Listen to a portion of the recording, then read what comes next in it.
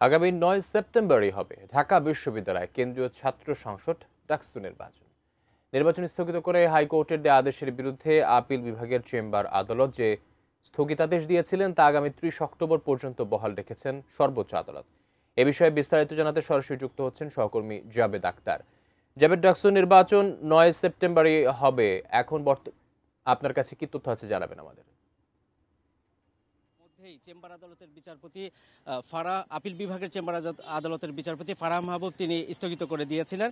আজকে এটি পূর্ণাঙ্গ বেঞ্চে শুনানি হয়েছে। প্রধান বিচারপতি ডক্টর সৈয়দ রেফাত আহমেদের নেতৃত্বে ৭ সদস্যের যে পূর্ণাঙ্গ বেঞ্চ, সেখানে শুনানি শেষে যে চেম্বার আদালতের যে আদেশটি অর্থাৎ স্থগিত আদেশ, সেটি আগামী ৩০ অক্টোবর পর্যন্ত তারা বহাল রেখেছেন।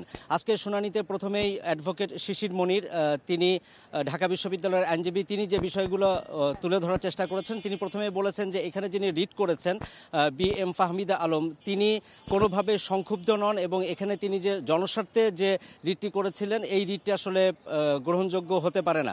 একই সাথে তিনি বলেছেন যে এখানে যে রাজনৈতিক পরিচয় সেটি মুখ্য বিষয় নাই। যে সমস্ত ক্যাটাগরি ফলো করে তার প্রার্থিতা চূড়ান্ত করে গত ২৬শে আগস্ট চূড়ান্ত তালিকা প্রকাশ করা হয়েছিল, সেখানে সবকিছু দেখেই সেটি প্রকাশ করা হয়েছে। এবং আরেকটি বিষয় যেটি এখানে barrister Imran Siddiqui S M ফরহাদের আইনজীবী, তিনিও বলেছেন যে এই রিটটি কোনোভাবেই মেনটেনেবল হতে পারে না এবং তিনি দেখিয়েছেন যে ছাত্রলীগের রাজনীতির সাথে কখনোই এস এম ফরহাদ জড়িত ছিল না। তিনি জসিমউদ্দিন হলে যখন ছিলেন তিনি তখন ডিবেটিং ক্লাব যেটি সেটির সাথে যুক্ত ছিলেন।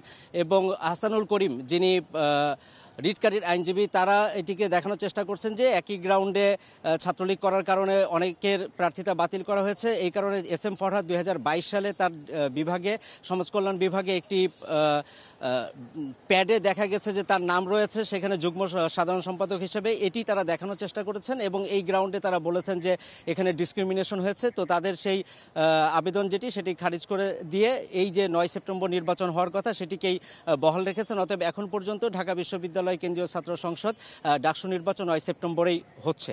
আকাশ।